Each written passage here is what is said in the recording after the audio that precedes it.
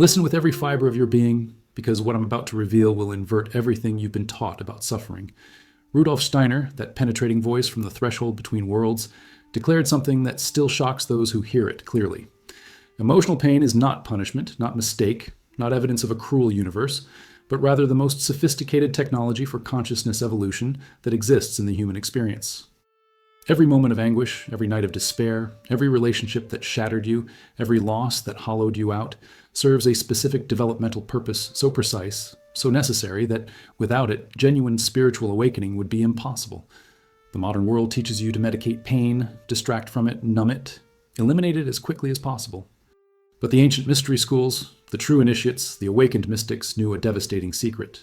Pain is the chisel, and you are the marble, and what's being sculpted is nothing less than your immortal spirit. The neuroscience of emotional pain reveals something profound that mainstream psychology barely acknowledges. Research using brain imaging shows that emotional pain activates the same neural networks as physical pain. The anterior cingulate cortex and insula lighting up identically, whether you're experiencing rejection or touching a hot stove. Studies by Naomi Eisenberger at UCLA demonstrate that social pain isn't metaphorical, but uses the same biological substrate as physical suffering, suggesting pain is fundamental to human consciousness, not aberration. Research on post-traumatic growth by Richard Tedeschi shows that 60 to 90% of trauma survivors report positive psychological changes following their suffering. Increased appreciation for life, closer relationships, greater personal strength, spiritual deepening. Brain imaging studies show that people who've undergone significant suffering and integrated it show increased gray matter in regions associated with empathy, emotional regulation, and self-awareness. The pain literally restructures your brain, builds new neural architecture, creates capacities that cannot develop through comfort and pleasure alone. But Steiner's understanding penetrates far beyond neuroscience into metaphysical dimensions modern science cannot yet measure. In anthroposophical teaching, emotional suffering is karma working itself out, the soul encountering precisely the experiences necessary for its evolution across incarnations. Pain isn't random, isn't punishment from angry God, but is the curriculum your higher self designed before birth to address specific developmental needs.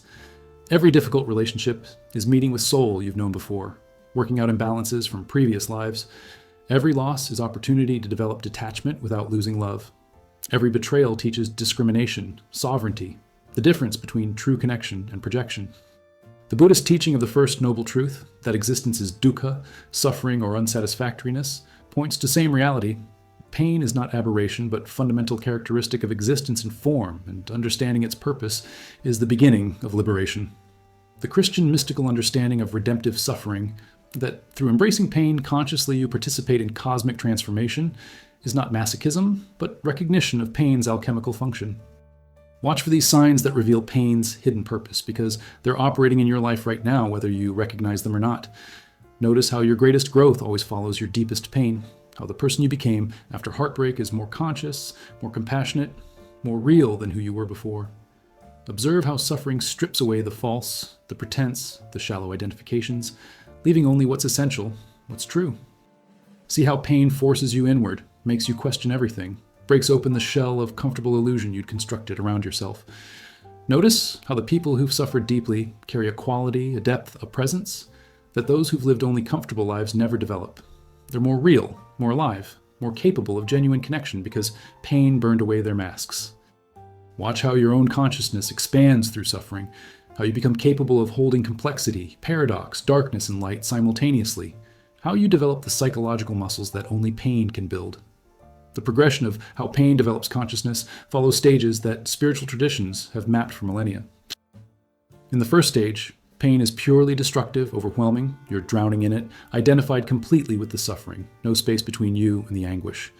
This is the dark night, the descent, necessary but brutal.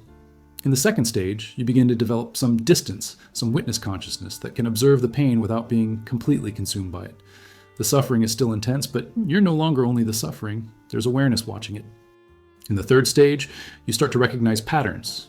See how your pain connects to deeper psychological material, childhood wounds, relational patterns, existential themes. The suffering becomes meaningful, a message rather than just chaos. In the fourth stage, you begin consciously working with the pain, using it as teacher, extracting its lessons, allowing it to transform you rather than just damage you.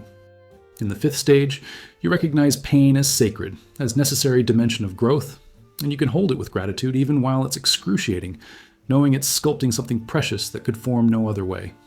And this understanding transforms everything about your relationship to suffering, both your own and others. You stop seeing yourself as victim of cruel fate and recognize yourself as soul undergoing precisely calibrated education.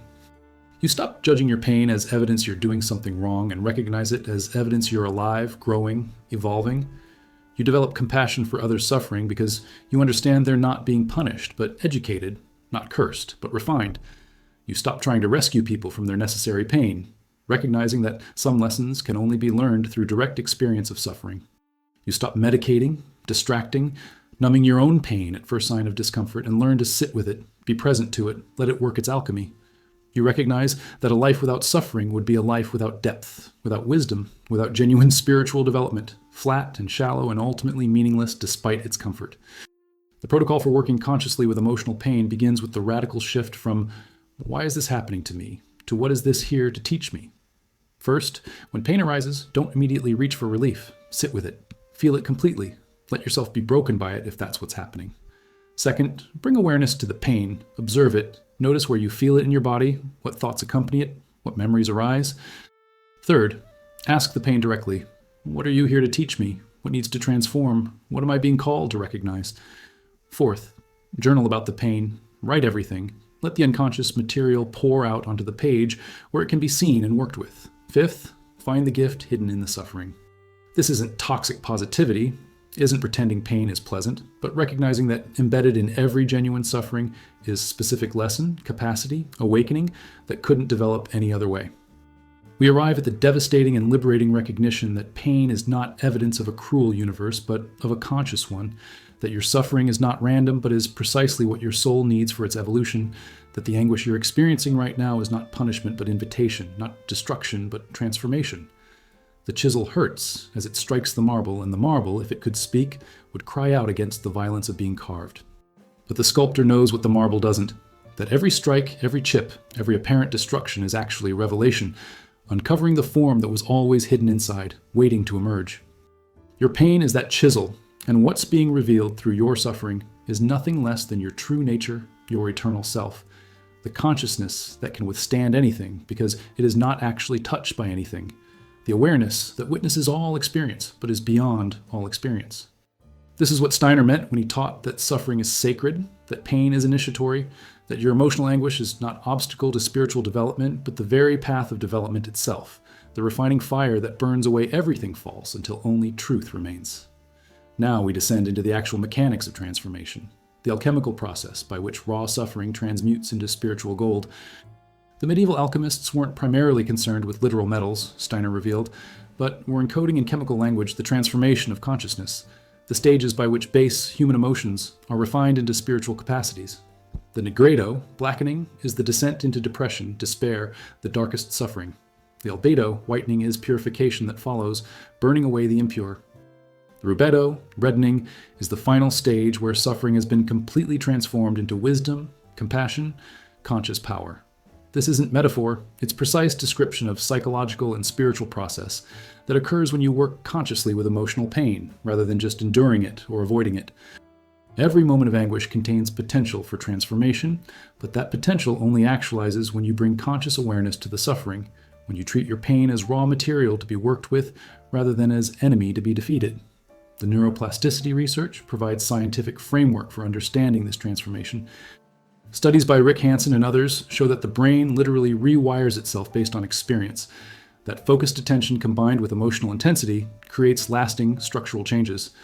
Research on adversarial growth demonstrates that trauma, when processed consciously rather than suppressed, leads to development of new neural pathways associated with resilience, empathy, and meaning-making. Studies using fMRI show that people who practice mindfulness meditation while experiencing emotional pain develop increased activation in prefrontal regions associated with emotion regulation, and decreased reactivity in the amygdala, the fear center. The brain learns to process suffering differently, transforming it from pure reactive suffering into conscious experience that builds capacity. Research on memory reconsolidation shows that emotional memories can be updated, transformed, when recalled in the presence of new experience, suggesting that revisiting your pain consciously can literally change its imprint on your psyche. The traditional alchemical texts describe this process with extraordinary precision despite their obscure language. The Emerald Tablet states, "Separate the earth from fire, the subtle from the gross, gently and with great ingenuity." Otin, this is instruction for working with emotional pain, separating the raw, reactive suffering from the conscious awareness that can transform it. The process requires patience, skill, gentleness with yourself, and sustained attention. The alchemical operation called solve et coagula, dissolve and coagulate, describes how pain first dissolves your rigid structures, your defended personality, your comfortable illusions, then allows something new to coagulate, form, emerge from the dissolution. Every spiritual tradition describes similar process. In Buddhism, the transformation of suffering into wisdom is central practice, recognizing that pain arises from attachment and ignorance, and that bringing awareness to it liberates the energy trapped in the contraction. In Christian mysticism, the dark night of the soul is recognized as necessary passage, where everything is stripped away so that divine can enter. In Kabbalah, the descent into Malkuth, the material world of suffering, is necessary before ascent through higher Sephiroth becomes possible.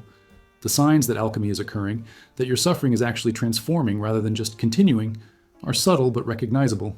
You notice that while pain is still present, you're relating to it differently. There's more space around it, less identification with it. You find moments of peace even in the midst of suffering, brief openings where you recognize yourself as something larger than the pain. You begin to extract meaning from the experience, seeing how it's connected to larger patterns in your life, recognizing lessons embedded in the suffering.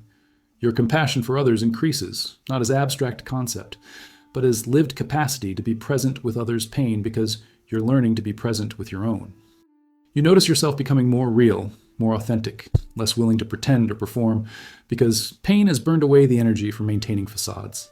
You develop what spiritual traditions call discrimination, the ability to distinguish between necessary suffering that transforms and unnecessary suffering that just repeats old patterns. The stages of alchemical transformation follow clear progression, though timing and intensity vary.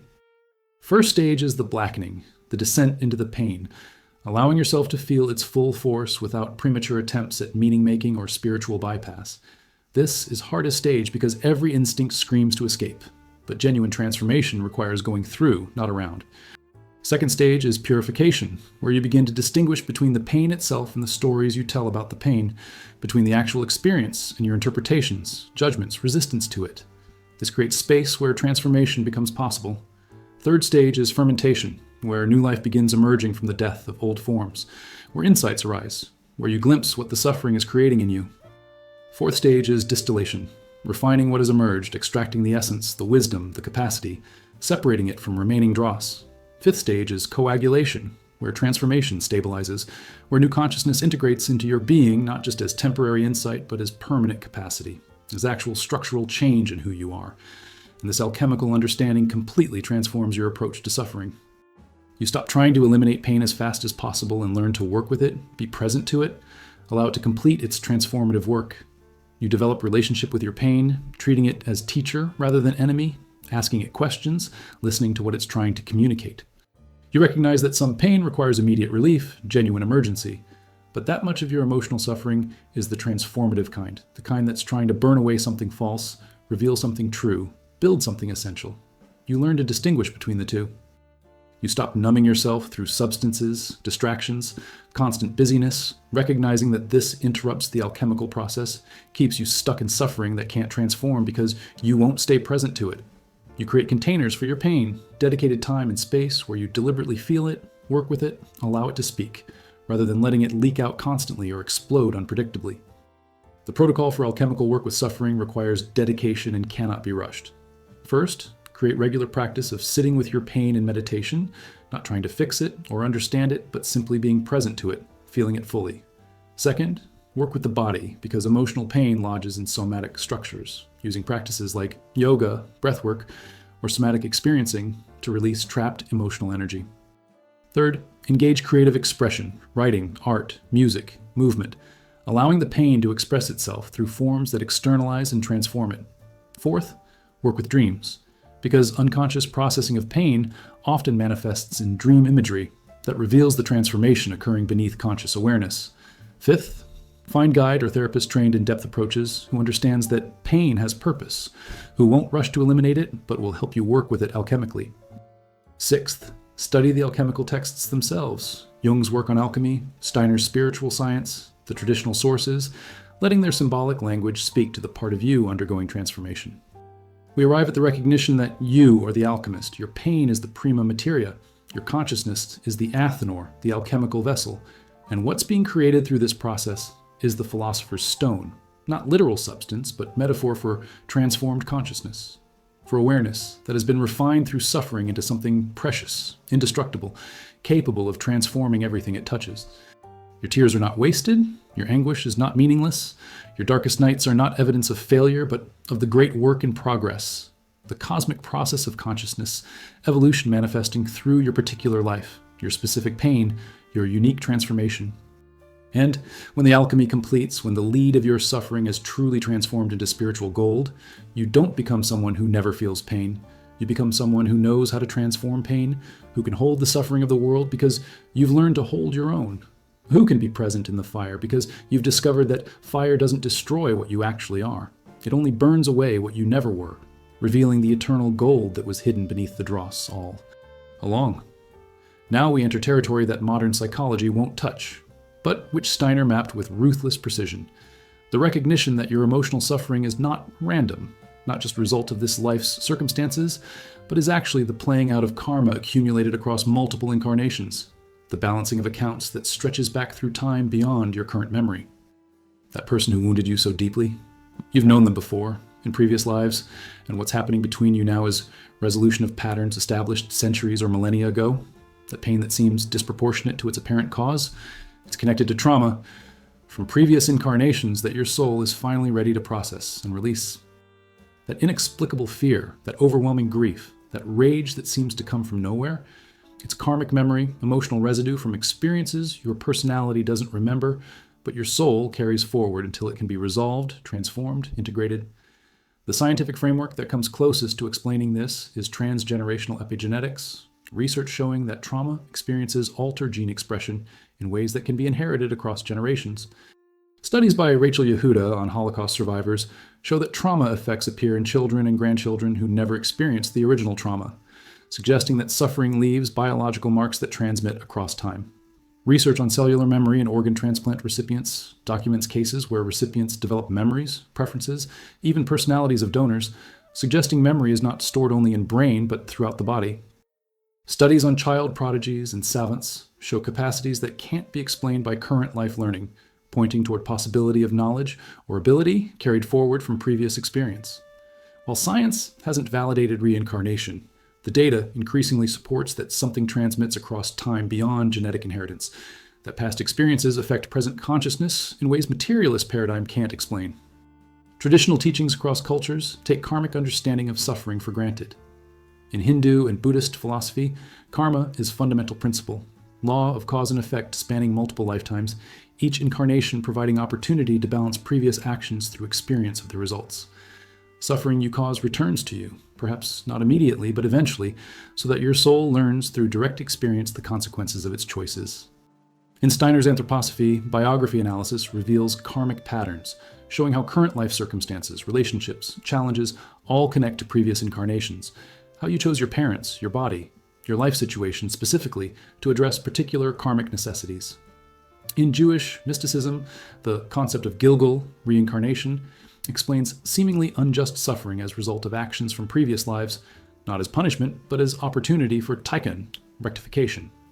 In Gnostic Christianity, reincarnation was original teaching before being suppressed by orthodoxy, the recognition that one lifetime is insufficient for soul development, that multiple incarnations are required for consciousness to evolve through all necessary experiences. The signs that your suffering has karmic dimensions, that it connects to previous incarnations, are distinctive if you know what to look for.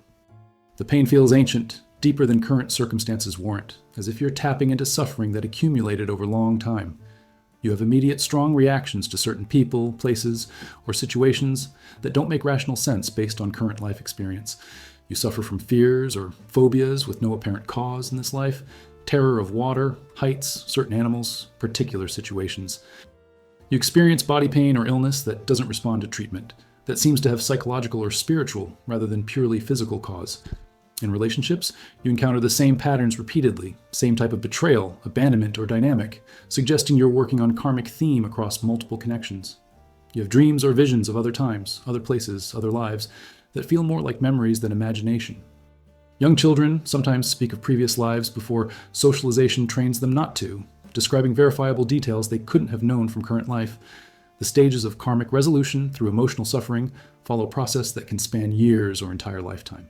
First stage is encountering the karmic pattern, usually through painful experience that seems to come out of nowhere, devastating in its intensity. This is karma ripening, becoming active, ready to be worked through.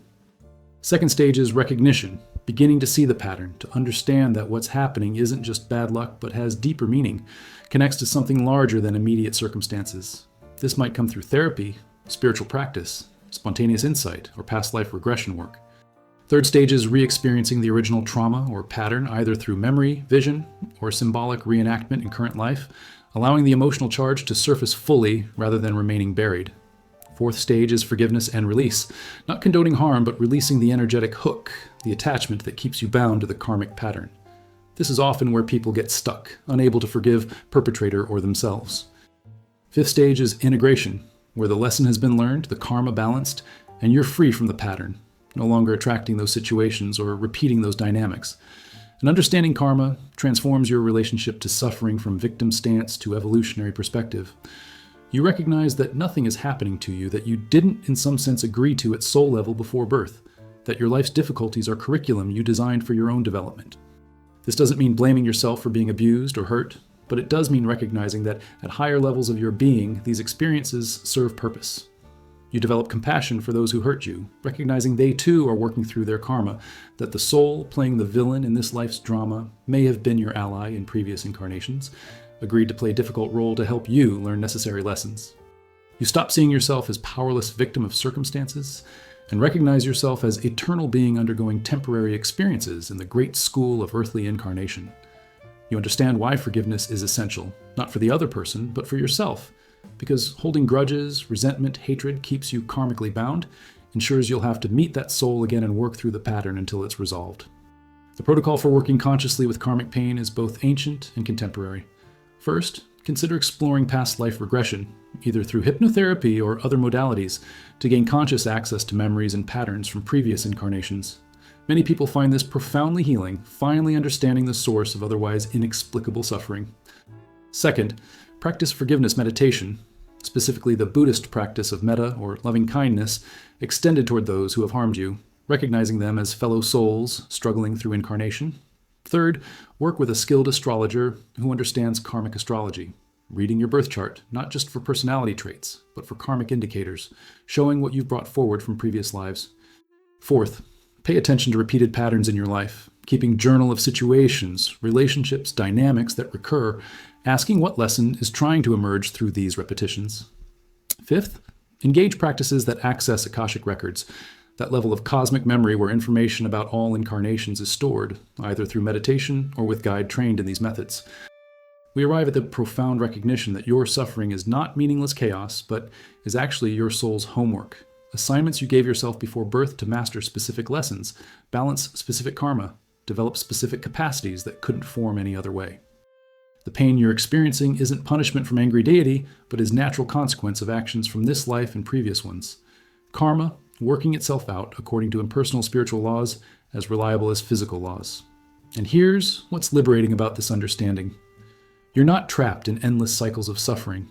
You're actively resolving karma with each conscious experience, each moment of forgiveness, each pattern you break. The pain that once seemed unbearable becomes workable when you understand its purpose, when you recognize it as temporary challenge leading to permanent freedom, when you know that this difficult incarnation might be completing karma that spans centuries, freeing you to move forward in your evolution with less baggage, fewer attachments, greater consciousness. This is what Steiner meant by karma as grace, the merciful law that ensures no lesson is wasted, no suffering is permanent, and that every pain you endure consciously brings you one step closer to the liberation that is your birthright and your destiny. There exists a hidden architecture to emotional pain, patterns that repeat with mathematical precision across human experience, geometric structures underlying the chaos of suffering that Steiner perceived with his trained clairvoyant perception. Your heartbreak is not formless agony, but follows specific patterns that mystics have mapped for millennia, shapes that appear whether you're experiencing abandonment, betrayal, loss, or any form of emotional devastation. Understanding these patterns doesn't eliminate the pain, but it transforms your relationship to it, revealing that even in your most private suffering, you're participating in universal forms, archetypal structures, that connect your individual pain to collective human experience and ultimately to cosmic principles governing consciousness evolution. There's geometry to grief, mathematics to misery, sacred architecture to anguish, and learning to perceive these patterns is learning to read the language in which the universe teaches its deepest lessons. The scientific study of patterns and emotional experience reveals remarkable consistency across cultures and individuals. Research on grief by Elizabeth Kubler-Ross identified 5 stages that people move through with predictable regularity: denial, anger, bargaining, depression, acceptance. While not everyone experiences these in exact sequence, the stages themselves appear universally, suggesting archetypal pattern to loss. Studies on attachment by John Bowlby show that relationship patterns formed in early childhood repeat throughout life with striking consistency, creating geometric loops where people keep recreating similar dynamics in different relationships. Research on PTSD reveals that trauma memories fragment in specific ways, creating characteristic patterns of intrusion, avoidance, and hyperarousal that appear regardless of the type of trauma. Studies using network analysis on depression symptoms show that certain symptoms cluster together in predictable patterns, suggesting underlying structure to emotional suffering. The chaos of pain, when examined closely, reveals unexpected order. Traditional mystical teachings describe these patterns explicitly. In Kabbalistic understanding, emotional suffering corresponds to imbalances in specific sephiroth, the spheres on the tree of life. Heartbreak relates to Tifereth, the heart center. Abandonment relates to Chesed, loving kindness. Betrayal relates to Gevura, severity and judgment. Each form of suffering has its place in sacred geometry, its specific function in soul development. In Steiner's spiritual science, the astral body where emotions are experienced has geometric structures, forms that can be perceived clairvoyantly as colors, shapes, and patterns. Depression appears as dark, heavy, downward-pulling forms. Anxiety manifests as sharp, chaotic, fragmented patterns. Grief shows as waves, cyclical patterns of intensity and release.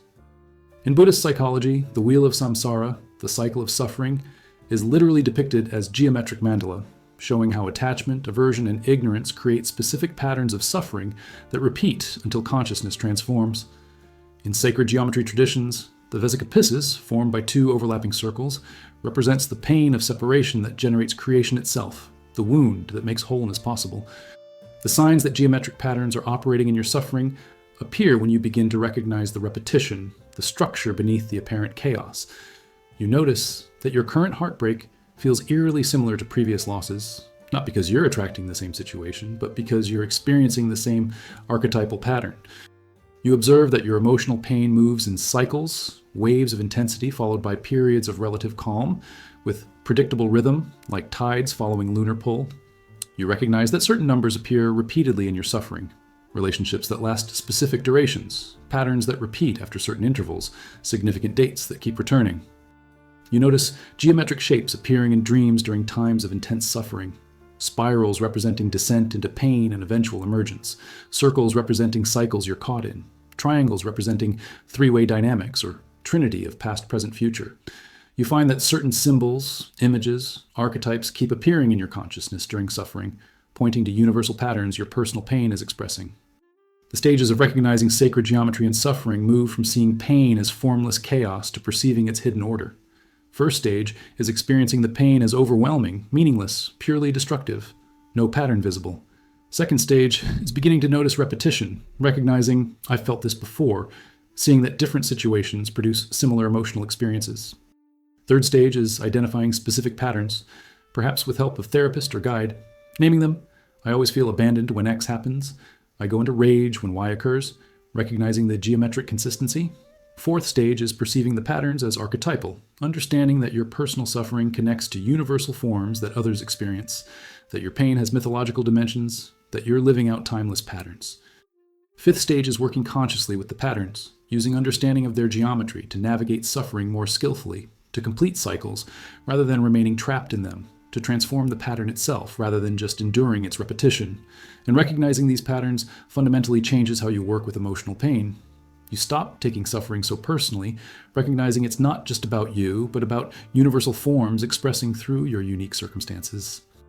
You develop capacity to witness your pain with some detachment, seeing, I'm in the anger phase of grief, or this is the abandonment pattern activating, which creates crucial space between you and the suffering. You can predict what's likely to come next in the pattern, preparing yourself, creating support structures, making conscious choices about how to navigate what's approaching. You recognize when you're stuck in a loop, repeating the same pattern without resolution, which is opportunity to intervene, work differently, break the cycle. You learn to work with the natural geometry, moving with the pattern rather than against it, allowing the wave to crest and fall rather than trying to stop the ocean. The protocol for working with sacred geometry of suffering requires both intellectual understanding and direct perception. First, study traditional sources on sacred geometry, Kabbalah, archetypal psychology, mythology, to understand the classic patterns that appear in human experience. Second, map your own pain patterns through journaling, creating timelines of relationships and emotional experiences, looking for repetitions, cycles, geometric structures. Third, work with dreams, because unconscious often represents emotional patterns in geometric or symbolic form that reveals their structure. Fourth, consider working with a Jungian analyst or depth psychologist trained in recognizing archetypal patterns in individual suffering. Fifth, develop meditation practice focused on observing your emotional experience without getting lost in content, perceiving the forms, patterns, shapes that emotions take rather than just their feeling tone.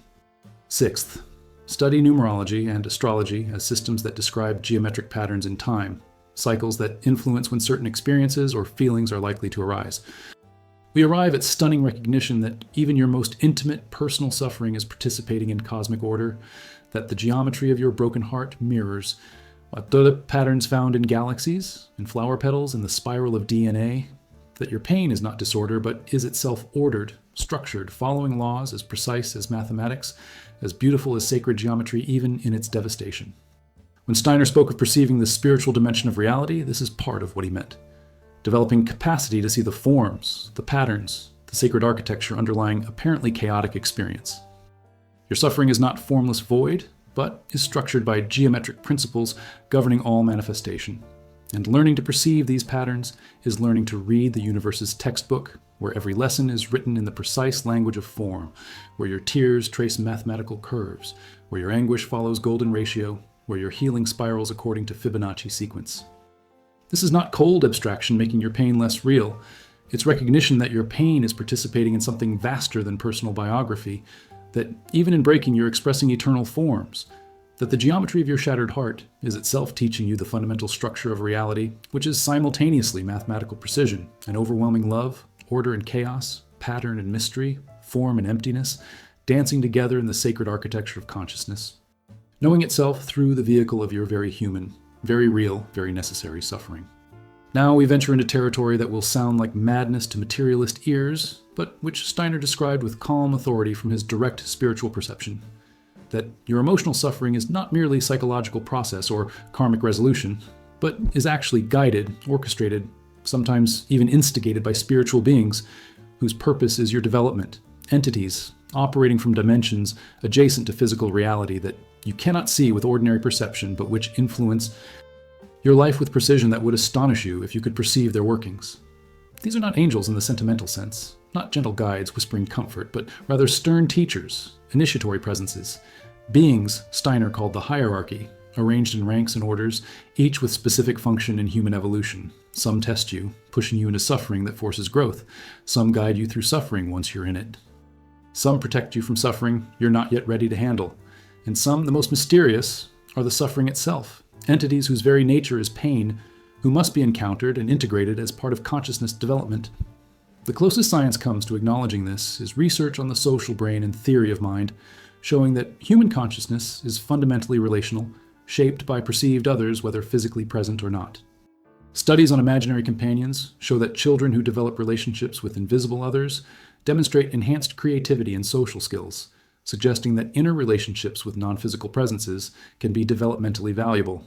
Research on prayer and meditation shows measurable physiological changes when people engage with perceived spiritual presence, regardless of whether that presence exists objectively. Studies on synchronicity by researchers following Carl Jung's work document meaningful coincidences that seem guided by intelligence beyond individual ego. suggesting some organizing principle operating beyond mechanistic causation. Neuroscience of religious experience shows specific brain patterns during encounters. People describe as meetings with divine or spiritual beings, patterns different from ordinary thinking or imagination, suggesting something genuinely distinct is occurring even if science can't determine its source. Traditional teachings across cultures take spiritual guidance of suffering for granted.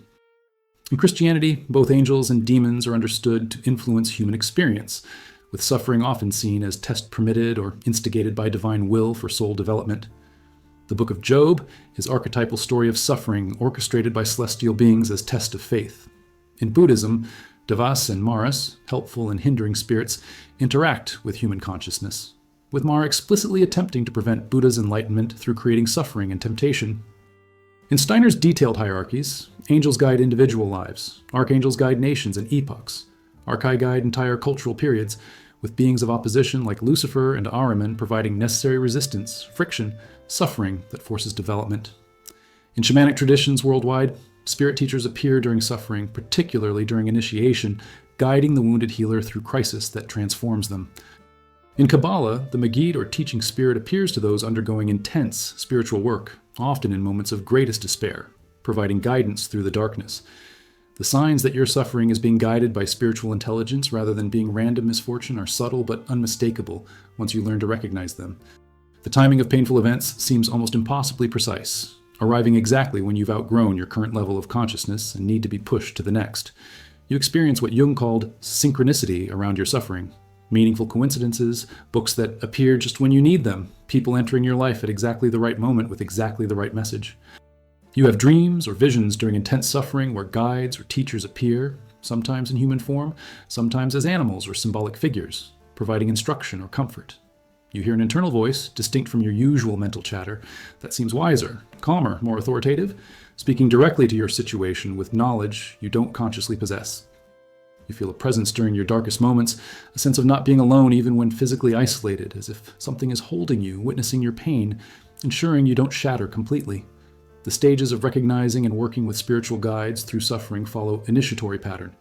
First stage is experiencing suffering as purely personal, with no sense of any guidance or meaning, feeling abandoned by universe, by God, by any benevolent force. This is dark night, necessary stripping away of naive faith. Second stage is beginning to perceive pattern or intelligence in the suffering, recognizing that what's happening is somehow precise, meaningful, even if you can't fully understand it. Third stage is direct contact with guidance, either through dream, vision, synchronicity, or internal knowing, receiving confirmation that you're not alone, that something is shepherding you through this difficulty. Fourth stage is establishing relationship with the guiding presence, learning to ask for help, to listen for guidance, to trust the process even when you can't see where it's leading. Fifth stage is recognizing yourself as instrument of these higher forces, understanding that your suffering serves not only your individual development, but collective evolution, that you're being prepared for specific work that requires exactly this training. And this recognition transforms suffering from meaningless chaos into sacred ordeal, from random cruelty into precise curriculum designed by intelligence far beyond ego's comprehension. You stop asking, why me, in victimized sense, and start asking, what am I being prepared for? What capacities are being developed through this suffering? What work am I being trained to do? You develop trust that even when you can't see the purpose, even when the pain seems unbearable, there is intelligence guiding the process, ensuring you're not given more than you can ultimately handle. That breakdowns are actually breakthroughs in disguise. You begin cultivating relationship with your guides, talking to them, asking for help, listening for their response through intuition, dreams, signs. You recognize that resistance to suffering often comes from ego trying to maintain control, while surrender opens you to being guided, shaped, taught by forces that see far more than your limited perspective can encompass. The protocol for connecting with spiritual guidance through suffering requires opening to dimension most modern people have closed. First, create sacred space and time where you deliberately invite spiritual presence, using prayer, meditation, or ritual to signal your willingness to receive guidance. Second, pay attention to dreams with religious intensity, keeping detailed journal, working with symbols and figures that appear, recognizing them as communication from dimensions beyond ordinary consciousness. Third, practice discernment. Because not all spiritual contact is helpful, learning to distinguish between guidance that elevates, expands, strengthens you versus influences that diminish, confuse, or feed on your suffering. Fourth, study traditional teachings on spiritual hierarchies, whether Christian angelology, Buddhist cosmology, Kabbalistic Sephiroth, or Steiner's detailed descriptions, to understand the landscape you're navigating. Fifth, find teacher or community that acknowledges spiritual dimensions of suffering, because working with this level alone is difficult and potentially dangerous without reality checks from others who perceive these dimensions. We arrive at the most controversial but potentially most transformative teaching, that you are not alone in your suffering, that invisible teachers, guides, sometimes harsh taskmasters, are orchestrating your painful experiences with precision that serves purposes your ego cannot fathom, but your soul understands perfectly. This doesn't mean passively accepting abuse or remaining in harmful situations, but it does mean recognizing that even negative experiences, even betrayal and trauma, can serve your development when you work with them consciously. When you recognize them as curriculum designed to build specific capacities you'll need for your soul's mission. The suffering you're experiencing isn't punishment from cruel God, but is training from stern but ultimately loving teachers who see what you're capable of becoming and refuse to leave you trapped in comfortable limitation. They love you enough to let you suffer, to push you into fires that will either destroy you or forge you into something capable of bearing the consciousness, the power, the love that is your true nature. This is terrifying teaching. It removes all the consolation stories about benevolent universe protecting you from pain, but it offers something more valuable, the recognition that your suffering has purpose, guidance, meaning, that you're never truly alone even in darkest night, and that the beings orchestrating your growth love you far more than comfortable lies ever could. Love you enough to tell the hard truth that awakening requires exactly this suffering, exactly this breaking, exactly. This descent into darkness before the light that was always there, but which you couldn't see until everything else was burned away. We arrive now at the most terrifying and most sacred teaching about emotional pain, that certain suffering is not just difficulty to be overcome, but is actual death, the dying of who you thought you were, the crucifixion of the false self that must occur before resurrection into true being becomes possible.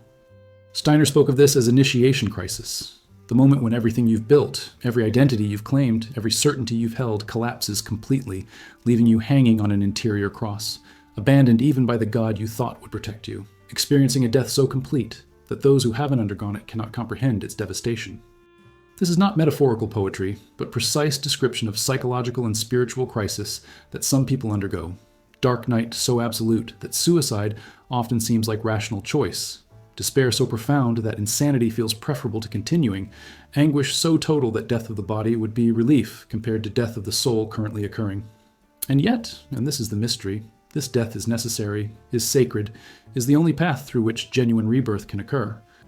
Neuroscience and psychology document experiences that match this description. Research on psychological death rebirth by Stanislav Grof, working with psychedelic therapy, describes ego death experiences where sense of self completely dissolves, often accompanied by terror, anguish, feeling of dying, before a new sense of self emerges. Studies on extreme trauma show that overwhelming experiences can shatter previous identity, creating what trauma specialists call discontinuity of self, where person before trauma and person after are almost unrecognizable as same individual. Research on transformative crisis, work by psychiatrists like Kazimierz Dabrowski on positive disintegration, shows that some psychological breakdowns are actually breakthroughs, that the falling apart of previous personality organization is necessary for integration at higher level. Studies on meaning-making after loss show that some people report their sense of self fundamentally changed by grief, that old identity died with the lost person or situation, requiring painful reconstruction of entirely new sense of who they are. Traditional teachings on this death-rebirth mystery are central to all genuine spiritual paths. Jesus' crucifixion is not just a historical event but template for psychological and spiritual death that initiates must undergo. The moment when everything is lost, when even God seems absent, when "Why have you forsaken me?" is genuine cry from abandoned soul. In Christian mysticism, this is peak of dark night of the soul, where all consolation is removed, all previous certainties dissolve, leaving only naked suffering. In shamanic traditions worldwide, initiatory crisis involves dismemberment, being torn apart by spirits, dying completely before being reconstructed as shaman, healer, bridge between worlds. In Buddhist teaching, ego death is necessary stage in awakening, moment when identification with self completely releases, before recognizing no self, emptiness, sunyata. In alchemical traditions, the nigredo, or blackening, represents this death, putrefaction stage where everything rots, decomposes, dies before transformation into gold becomes possible. Steiner's description of meeting the greater guardian of the threshold involves confronting death itself, your own mortality, and the mortality of everything you've identified with. Tests that only those strong enough to die and continue can pass. The signs that you're undergoing crucifixion, rather than just depression or ordinary suffering, are unmistakable in their extremity. Nothing brings pleasure anymore. Activities that once gave meaning feel empty. Relationships that once sustained you provide no comfort. Your sense of identity becomes profoundly unstable. You don't know who you are, what you believe, what you want, as if the person you were has disappeared but no new person has emerged to replace them. You experience what mystics call desolation, complete absence of divine presence, as if universe itself has abandoned you, as if prayer goes nowhere, as if you're utterly alone in meaningless void. Suicidal thoughts may arise not from desire to escape life, but from sense that you're already dying, that death is already occurring, and physical death would just complete what's happening internally.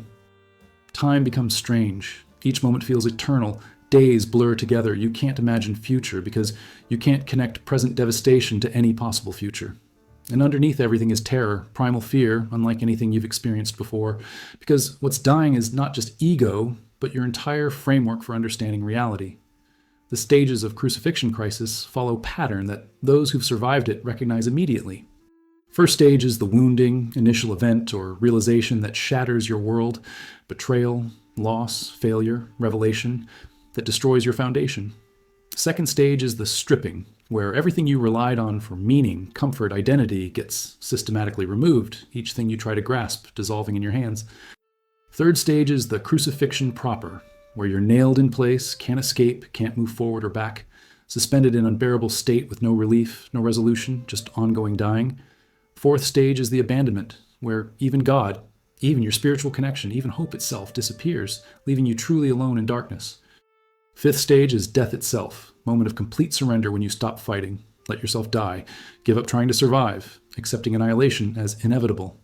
And then, if you don't actually physically die, if you survive the dying of the self, there's the sixth stage, the silence, the void, the gap between death and rebirth, where you exist but don't exist as anything, pure potential, 0 point, emptiness. And very few teachings prepare you for how to navigate this because it cannot be navigated by the one who enters it, only survived by something deeper than the dying self. The ego cannot save itself from its own death, cannot strategize its way through its own annihilation, but there are principles that can support you if you're in this space or support others going through it. First, know this is initiatory, not pathological, that while it may look like depression or breakdown, something sacred is occurring if you can bear it without escape into addiction, psychosis, or suicide.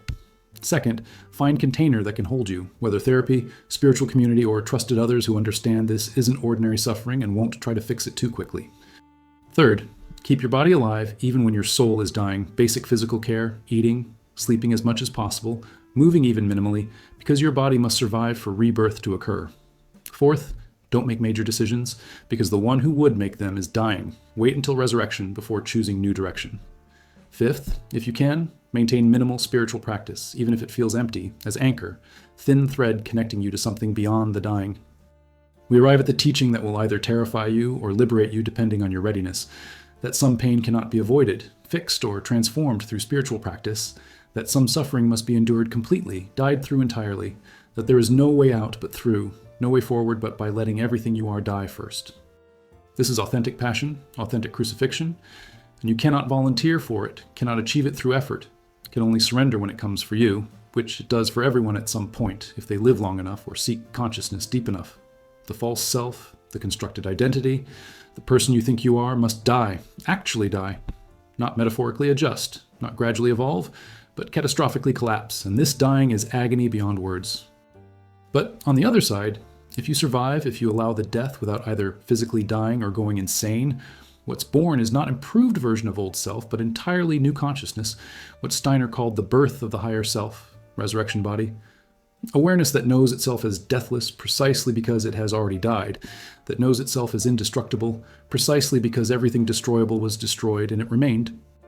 This is the mystery of crucifixion and resurrection, not as religious belief but as living psychological reality, the pattern of death and rebirth that consciousness must undergo to awaken to its true nature, and your emotional suffering, when it reaches this intensity, is not punishment but invitation to die so that what you really are can finally be born.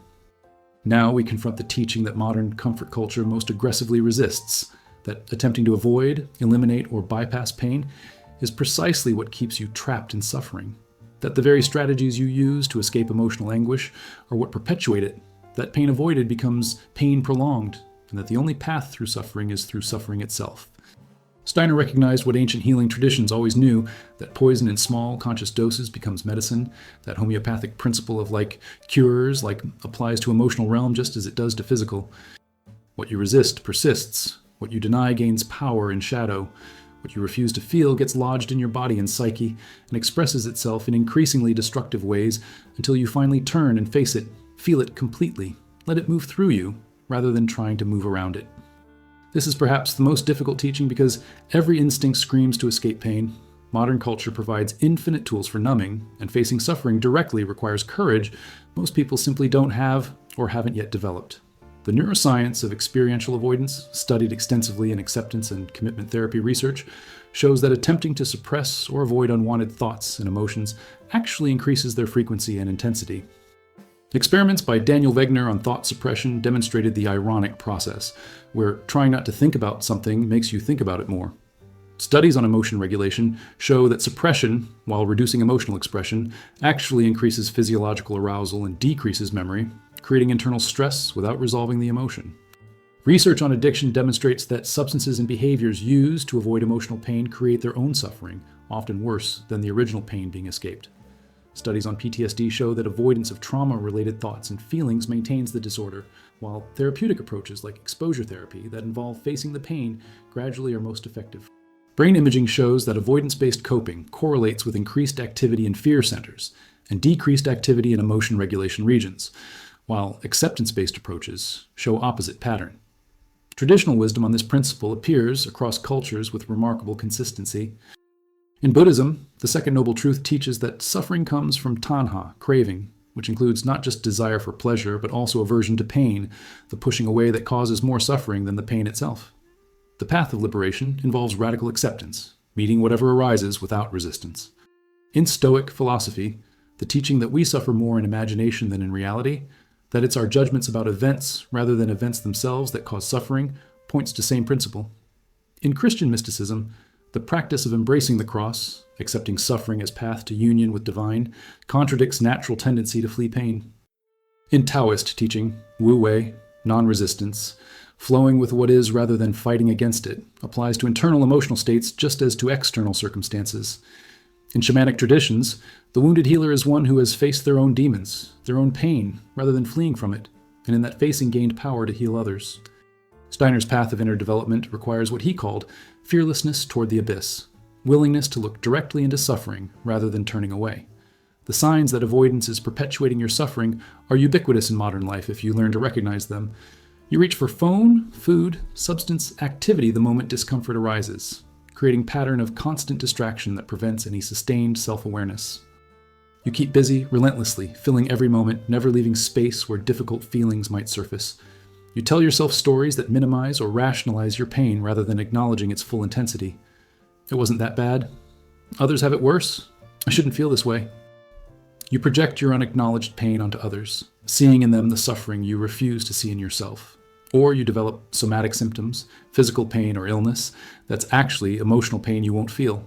You have recurring nightmares or intrusive thoughts, unconscious, attempting to bring avoided material to consciousness. You notice patterns repeating in your life, same situations, relationships, problems arising in different forms because you haven't faced and resolved the underlying pain. You're just recreating it, hoping different circumstances will make it disappear. The stages of learning to face rather than avoid suffering require progressive development of capacity most people never cultivate. First stage is recognizing that you are avoiding, noticing the strategies you use to escape feeling, seeing how much energy goes into not feeling, beginning to understand that avoidance itself has become a problem. Second stage is building capacity to be with mild discomfort without immediate reaction, sitting with minor anxiety or sadness without reaching for distraction, developing tolerance for feeling. Third stage is deliberately approaching avoided pain, choosing to feel what you've been running from, either in therapy, meditation, or supported setting, where you can safely let the feelings surface. Fourth stage is staying with the pain as it intensifies, neither pushing it away nor getting lost in it, maintaining awareness while allowing full experience of the suffering. Fifth stage is moving through the pain, discovering that when fully felt without resistance, emotional pain actually has natural arc. It rises, peaks, and falls, completing itself if you don't interfere with the process. And this teaching of feeling to heal transforms your entire approach to emotional life. You stop seeing uncomfortable emotions as enemies to be defeated and recognize them as messengers carrying information you need. You develop capacity to sit with your suffering, to be present to it, curious about it even while it hurts intensely. You discover that fully felt pain actually doesn't last as long as partially avoided pain, that completion requires full experience, and that emotions you let yourself fully feel move through and transform, while emotions you resist get stuck and stagnate. You become less frightened of your own depths, more confident in your capacity to handle whatever arises internally. You stop relying on external solutions for internal problems, recognizing that no amount of changing circumstances will resolve avoided emotional material. You develop what trauma therapists call window of tolerance, your capacity to remain present with intense internal experience. And as that window widens, you become progressively less avoidant, more capable of facing what needs to be faced. The protocol for working with pain rather than avoiding it must be approached carefully, progressively, respecting your current capacity. First, start small, practice being with minor discomfort without distraction, sitting with restlessness or boredom for just 5 minutes without reaching for phone. Second, name what you're feeling with precision rather than vague discomfort, developing emotional vocabulary that helps you distinguish between different types of pain. Third, locate feeling in your body. Notice where you hold different emotions physically, because emotion that's felt somatically rather than just thought about can move and complete. Fourth, practice what therapists call pendulation, moving between feeling the difficult emotion and resourcing, touching the pain then coming back to safety, gradually increasing time with the pain as capacity builds. Fifth, work with support, whether therapist trained in somatic or emotion-focused approaches, or trusted other who can hold space while you feel, because some pain is too intense to face alone initially. Sixth, honor your own pace. This isn't about forcing yourself to feel more than you can handle. It's about progressively expanding capacity through meeting current edge. We arrive at the paradoxical recognition that salvation comes through the very thing you've been desperately trying to escape. That the poison, when consciously engaged, becomes medicine. That your suffering holds the key to your liberation, but only if you stop running and turn to face it directly. This is what Steiner meant when he taught that we must make friends with pain, must learn to approach it not as enemy, but as teacher, as doorway, as necessary dimension of the path of awakening. The contemporary epidemic of anxiety, depression, addiction is largely an epidemic of avoidance, millions of people running from pain through every available means, creating enormous suffering through that very running, never discovering that the pain they're fleeing would transform and release if only they would stop, turn around and feel it fully. This is the great secret the wounded healers know, the initiates who've walked through their own darkness, that on the other side of fully felt pain is not just relief, but actual transformation, that emotional suffering contains within itself the seeds of its own resolution. But those seeds can only germinate when planted in the soil of direct, unmediated conscious experience. Stop running. Turn around. Face what you've been fleeing. Feel what you've been denying. And discover that the monster that's been chasing you, when finally confronted, reveals itself as the very teacher you needed all along, the guide who has been calling you home to yourself through the only language pain knows how to speak, the devastating, purifying, ultimately liberating truth of what is. There exists a forgotten wisdom in weeping, a language older than words that your tears speak but which modern culture has trained you not to understand, meanings encoded in the very chemistry of tears that Steiner perceived with his spiritual vision, and which emerging science is only beginning to validate.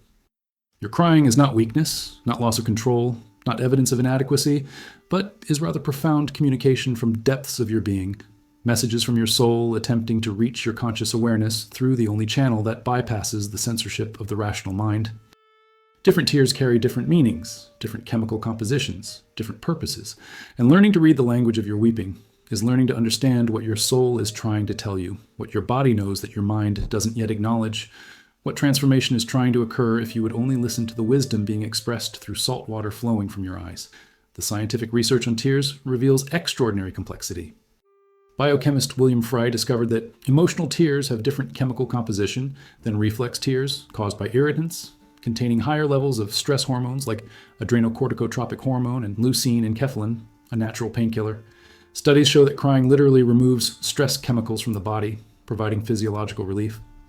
Research by Ad Vingerhoots and others on the psychological functions of crying shows that it serves multiple purposes: emotional regulation, social signaling of distress, attachment behavior, and possibly detoxification. Studies on the neurochemistry of crying show that tears contain oxytocin and endorphins, creating feeling of relief, connection, even pleasure after intense crying. Research on gender differences in crying reveals cultural conditioning suppressing male tears despite biological similarity, showing how cultural programming overrides natural emotional expression. Studies on different types of crying, from quiet tears to sobbing, show they correspond to different emotional states and serve different functions, suggesting crying is a complex communication system, not single phenomenon. Traditional teachings recognize sacred dimensions of tears that science hasn't yet grasped. In Christian tradition, tears are understood as gift from God, sign of genuine repentance, mystical expression of souls longing for divine union. The tears of Mary, mother of sorrows, sanctify human grief. In Buddhist teaching, compassionate tears shed for suffering of all beings are considered precious, while tears of attachment to personal desires are understood differently, same physical phenomenon, but different spiritual quality. In Kabbalistic understanding, tears have power to pierce heavens, to reach directly to divine throne when prayer cannot, to open gates that logic and argument keep closed. Steiner spoke of tears as carrier of astral substance, emotions literally being released through physical fluid, cleansing astral body of accumulated suffering, making space for light to enter. In shamanic traditions, tears are understood as medicine, healing water flowing from inner springs, capable of washing away spiritual contamination, of purifying both weeper and sometimes those witnessing the tears. The signs that your tears are carrying specific messages, that your crying is communication rather than just release, appear in the quality and context of the weeping. Some tears feel cleansing, cathartic, bringing relief and spaciousness after they've been shed, indicating successful release of accumulated emotion. Other tears feel bottomless, as if you could cry forever and never empty the well, suggesting you're touching grief connected to something vast, perhaps collective or transgenerational or karmic. Some crying brings clarity, as if tears wash away confusion and you see your situation freshly after weeping. Other tears seem to deepen confusion, leaving you more disoriented, suggesting ego resistance to what's trying to emerge. Some tears feel sacred, as if you're weeping for humanity, for the world, for life itself, moving beyond personal grief into transpersonal dimensions. Some tears feel like grief of the body, somatic release of trauma stored in tissue, different quality than emotional crying.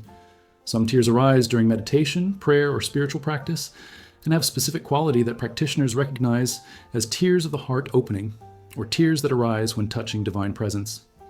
The developmental stages of understanding your tears progress from unconscious weeping to conscious work with the messages they carry.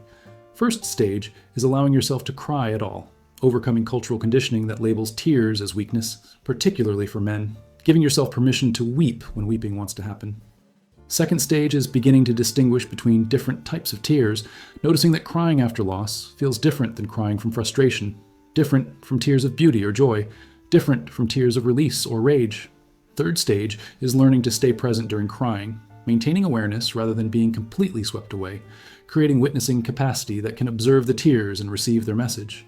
Fourth stage is actively dialoguing with your tears, asking them directly, "What are you trying to tell me? What needs to be released? What am I grieving?" and listening for the response that comes. Fifth stage is understanding tears as spiritual practice, recognizing weeping as form of prayer, as offering, as sacred activity that serves not just personal healing but collective transformation. And this understanding of tears as language transforms your relationship to crying completely. You stop judging yourself for weeping, stop seeing it as breakdown and recognize it as communication, as breakthrough, as emergence of truth that needs expression. You become curious about your tears rather than ashamed of them, investigating what they're saying, what they're washing away, what they're preparing you for. You create space for crying, giving yourself time and privacy to weep fully when the need arises rather than pushing tears away because they're inconvenient. You begin to recognize different flavors of sadness, different textures of grief, understanding that tears of loss feel different from tears of beauty, that crying from hurt differs from crying from tenderness. You develop appreciation for tears as gift, recognizing that capacity to cry is capacity to feel deeply, to be fully human, to remain open-hearted in a world that often demands we harden ourselves. The protocol for working consciously with tears as communication requires creating relationship with your crying. First, when tears arise, instead of immediately wiping them away or apologizing, pause, take a breath, acknowledge them. Tears are here. Second, if possible, give yourself space to cry fully, finding private place where you can let tears flow without constraint or self-consciousness. Third, stay present while crying, maintain thread of awareness, notice sensations in your body, thoughts passing through your mind, but don't get completely lost in the emotion. Fourth, after crying, subsides. Sit quietly, ask the tears, "What were you telling me?" And write whatever comes, even if it doesn't make rational sense. Fifth, notice patterns over time. Keep record of when you cry, what triggers tears, what type of crying it is, looking for recurring themes or messages. Sixth, if you've lost capacity to cry, if tears won't come even when you feel grief, work with therapist or somatic practitioner to release the blocks, because inability to cry indicates frozen emotional system that needs thawing. We arrive at the recognition that your tears are not random fluid, but are precise language spoken by your soul, chemical messages from your body, spiritual communications from dimensions of yourself that have no other way to speak to your conscious mind. And that learning to listen to your crying is learning to understand yourself at depths that verbal language can never reach.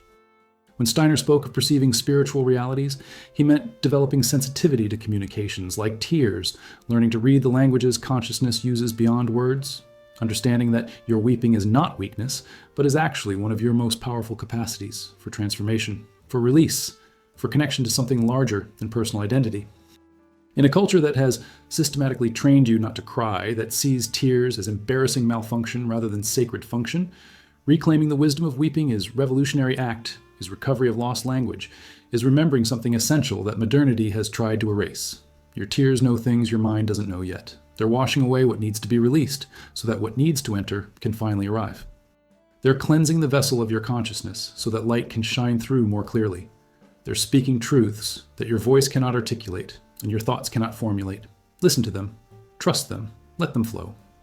And discover that in the language of tears, which is simultaneously language of grief and language of love, your soul is telling you exactly what you need to know, showing you exactly where the healing needs to happen, guiding you exactly toward what you're becoming, one saltwater word at a time. Now we enter the most austere teaching, the one that offers no comfort, only truth, that certain stages of consciousness development require absolute solitude, that the loneliness you're experiencing is not accident or punishment, but is actually necessary container for alchemical processes that cannot occur in the presence of others, that the void you're in is laboratory specifically designed for experiments in consciousness that need isolation the way chemistry needs vacuum chambers. Steiner spoke of stages on the path of initiation where the student must walk alone, must endure radical separation from all external support, must face the abyss without companion or guide, because certain recognitions, certain transformations, certain births of consciousness can only occur in the crucible of complete aloneness. This is perhaps the hardest teaching because loneliness feels like punishment, isolation feels like abandonment, and solitude feels like death of relationship, when actually it's preparation for relationship of entirely different order. The neuroscience of solitude reveals its unique effects on consciousness. Research by Sarah Lazar and others shows that meditation practitioners who spend significant time in solitude develop thickening in brain regions associated with attention, interoception, and sensory processing, suggesting solitude literally restructures consciousness. Studies on isolation, even the extreme isolation of solitary confinement, show profound effects on brain function and perception, though context matters enormously. Involuntary isolation causes damage, while chosen solitude for contemplative purposes produces benefits. Research on default mode network shows that when external stimulation decreases, internal narrative increases, explaining why solitude brings you face to face with your own mind, your own patterns, without distraction or escape. Studies on creativity consistently show that solitude is necessary for deep work, for original thinking, for innovations that can't emerge in constant social stimulation. Research on attachment and individuation shows that capacity for healthy solitude correlates with secure attachment, while inability to be alone often indicates psychological dependence, suggesting solitude is marker of psychological maturity. Traditional teachings across cultures emphasized necessary solitude on spiritual path. In Christianity, the Desert Fathers retreated into wilderness for years of solitary contemplation, understanding that encounter with God required silence, space, absence of social noise. Jesus himself went into desert for 40 days of solitude before beginning his ministry. In Buddhism, intensive retreats of months or years in solitary practice are understood as essential for deepening realization, for going beyond insights available in ordinary social life. In Sufi tradition, the khalwa, or spiritual retreat in solitude, is prescribed for students at certain stages. In Hindu ashram tradition, the stage of vanaprastha involves retreat from social life into forest solitude to focus entirely on spiritual practice. In shamanic initiation worldwide, the vision quest requires absolute solitude, days or weeks alone in wilderness without food or human contact, because the spirits only speak when you're completely alone. Steiner's path of inner development describes the guardian of the threshold, encountered in solitude, that must be faced alone before progress to higher levels becomes possible. The signs that your loneliness is initiatory rather than merely painful appear when you begin to notice what emerges in the silence, in the space created by absence of others. You find yourself thinking more deeply, questioning things you never questioned when surrounded by others' opinions and expectations. Creative impulses arise that were suppressed by social pressure to conform or by concern about others' judgments. You encounter parts of yourself that only appear when no one's watching, when you don't have to maintain any social face. Dreams become more vivid, more meaningful, as if unconscious takes advantage of the space to communicate more directly. You feel pulled toward your work, your purpose, with clarity that wasn't available when you were oriented toward relationships and social belonging. You begin to hear an interior voice, guidance from within, that was drowned out by external voices. You discover that solitude, while painful, is also strangely nourishing, that something is developing in you that couldn't develop in constant company. The stages of working with solitude as spiritual laboratory follow progression from suffering the loneliness to utilizing it consciously. First stage is experiencing loneliness as pure pain, feeling abandoned, cut off, deficient, wrong, desperately seeking to escape the isolation. Second stage is beginning to accept the solitude, recognizing that fighting it creates more suffering, that for whatever reason, this is your current reality. Third stage is exploring the solitude, becoming curious about what's available in this state, beginning to notice that certain perceptions, insights, creative works only emerge when you're alone. Fourth stage is actively working with solitude, using the isolation as intentional retreat, structuring your alone time with spiritual practices, creative projects, intensive self-inquiry that would be impossible in social context. Fifth stage is transcending the distinction between loneliness and connection, recognizing that in deepest solitude, you're not actually alone, but are in contact with dimensions of reality, with spiritual presences, with depths of your own being that are infinitely more real than social interactions. And understanding loneliness as laboratory transforms it from meaningless suffering into sacred opportunity. You stop seeing yourself as deficient for being alone and recognize that you're in specific developmental stage requiring this experience. You stop desperately trying to escape isolation through constant digital connection or surface relationships, recognizing that these prevent the very work the solitude is designed to facilitate. You begin to structure your alone time consciously, creating practices, rhythms, rituals that make productive use of the space isolation provides. You discover that loneliness can be doorway to profound inner companionship, relationship with yourself, with soul, with divine, that's actually more sustaining than external relationships often are.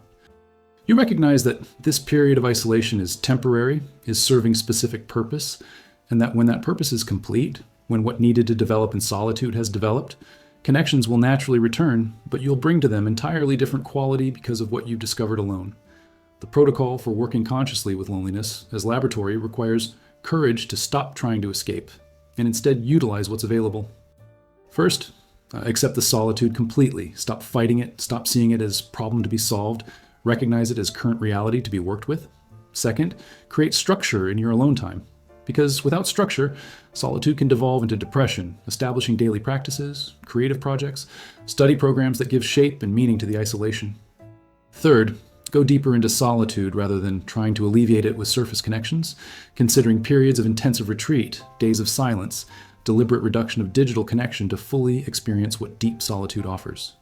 Fourth, work with the loneliness directly in meditation, sitting with the feeling of aloneness without trying to escape it, discovering that beneath the painful surface, there's vast, spacious awareness that's never actually alone. Fifth, document your process, keeping journal of insights, creative works, transformations occurring in solitude, so you can see the value of what's emerging rather than just experiencing the pain. Sixth, when solitude does end, when connections return, take with you the capacities developed in isolation, rather than immediately losing them in social immersion.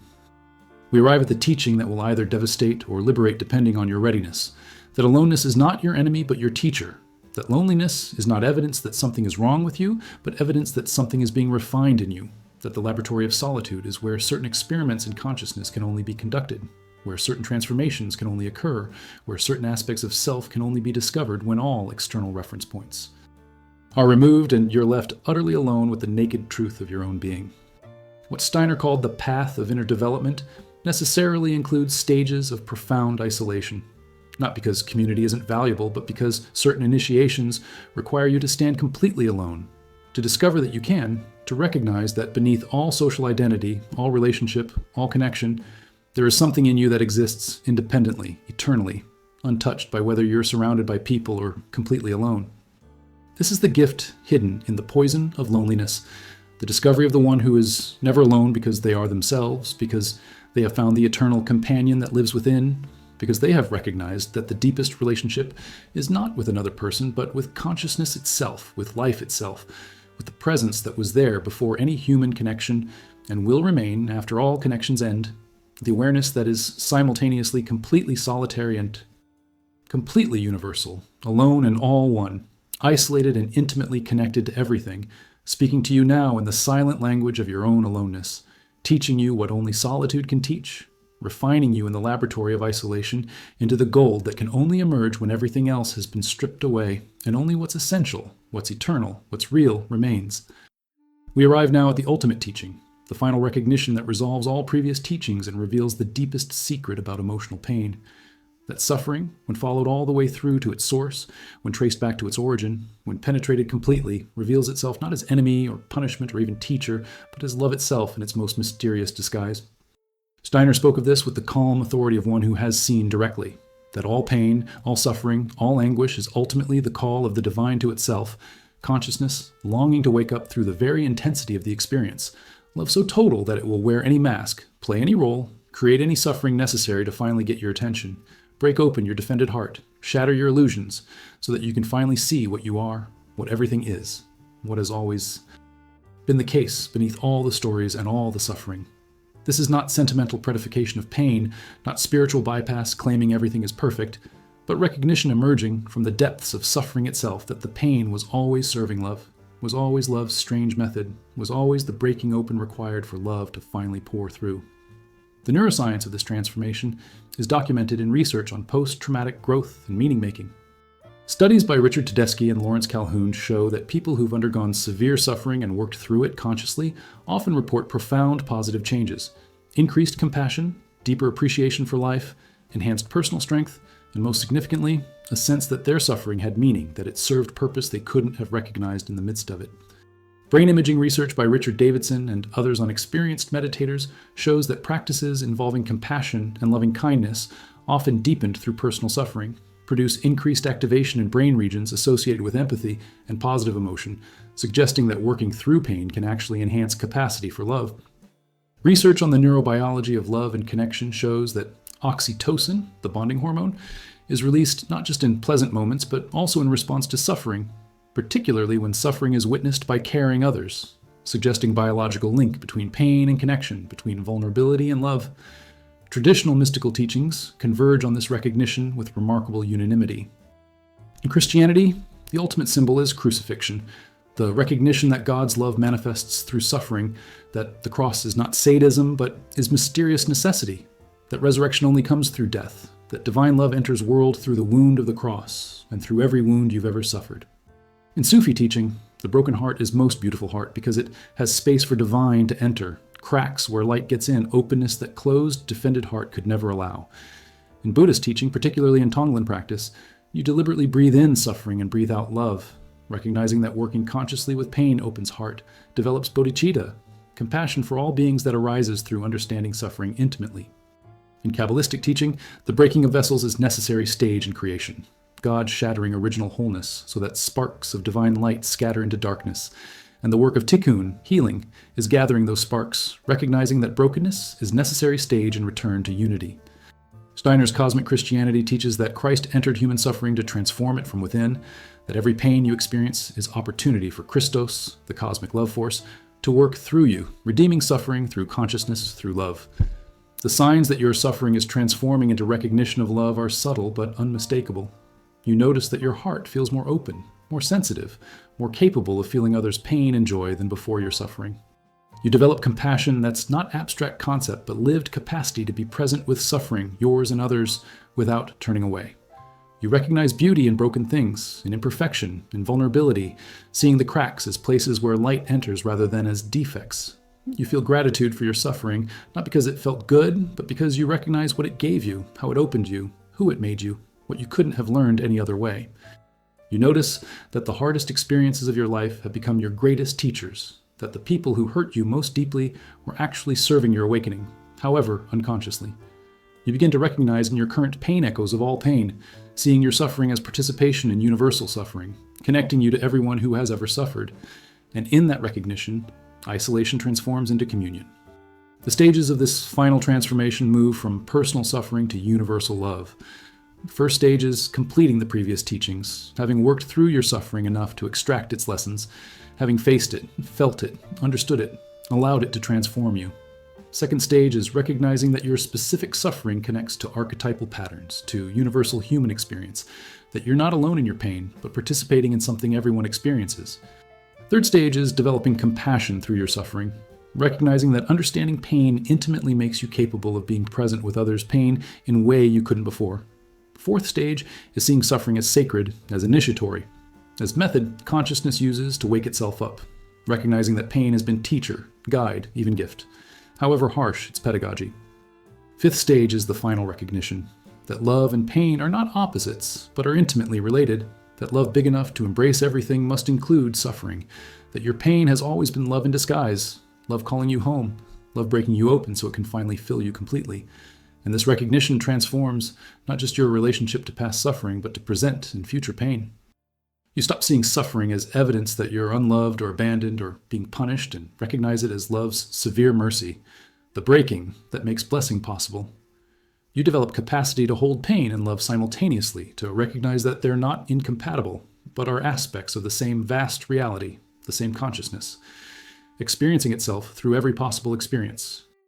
You become less defended, more willing to risk being hurt, more open to love precisely because you know that even the pain love brings is ultimately love, is serving love, is transforming you into something capable of greater love. You recognize that what you call your heart is not meant to remain intact, perfect, protected, but is meant to break open, to shatter, to become so completely broken that it can finally contain everything, hold all joy and all sorrow, all beauty and all horror, all life and all death in the vast embrace of awakened consciousness. The protocol for this final recognition cannot be forced, but can be invited. First, review your life, write the story of your greatest sufferings, not to dwell in them, but to look for the gifts, asking, how did this experience serve my evolution? What did it open in me? Who did I become through this pain? Second, practice forgiveness, not for the other person, but for yourself, releasing the energy you've held in resentment and blame in the story of victimhood, recognizing that at deepest level all beings are doing their best with consciousness they currently have. Third, develop compassion practice, working with traditional loving-kindness meditation or similar approaches that deliberately cultivate love arising from recognition of universal suffering. Fourth, look for love in unexpected places, in difficulty and challenge and pain itself, asking, how might this be love? If this were love's method, what would it be teaching me?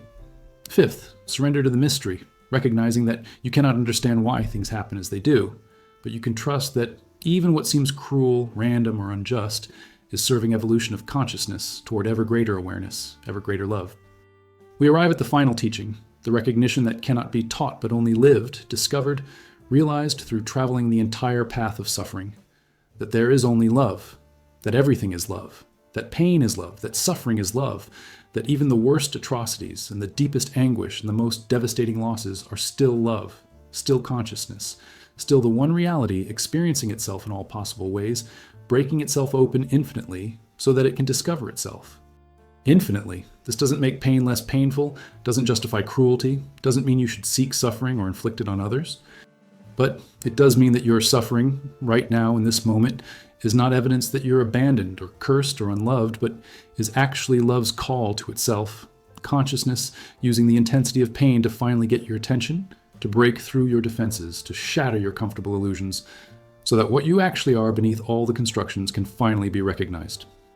The pain is the chisel, yes, but it's being wielded by love, by your own true nature, sculpting itself free from the marble of ignorance, revealing what was always there, always whole, always perfect, always loved, always love itself, temporarily forgetting itself, so it could have the extraordinary experience of remembering itself, waking up to itself, recognizing itself in every face, every experience, every moment of joy and every moment of pain, all of it equally divine, equally sacred, equally necessary in the vast play of consciousness, discovering that it is alone, all one, that there is only itself loving itself through every apparent separation, every wound, every healing, every breaking, every becoming, and that you, with all your suffering, with all your pain, with all your broken, beautiful, imperfect, wounded, miraculous human experience, you are that consciousness, you are that love, you have always been that love, and your entire journey of suffering has been nothing but love remembering itself through the extraordinary adventure of having temporarily forgotten, awakening to discover that the pain was always the teacher, the darkness was always carrying light, and that in the end, in the beginning, and in every moment between, there's only this: love wearing every mask, playing every role, suffering every pain, so that it can finally recognize itself as what it has always been, what you have always been, what everything has always been. Just love, only love. Forever love, disguised as everything else, including your pain, so that the recognition, when it finally comes, would be not just intellectual understanding, but lived reality, embodied truth, the devastating and liberating recognition that breaks your heart open completely. And in that breaking finally lets you see what you always were beneath the suffering, beyond the pain, eternal and unbroken and absolutely here. Love itself, awakening to itself, in you, as you, through you, now.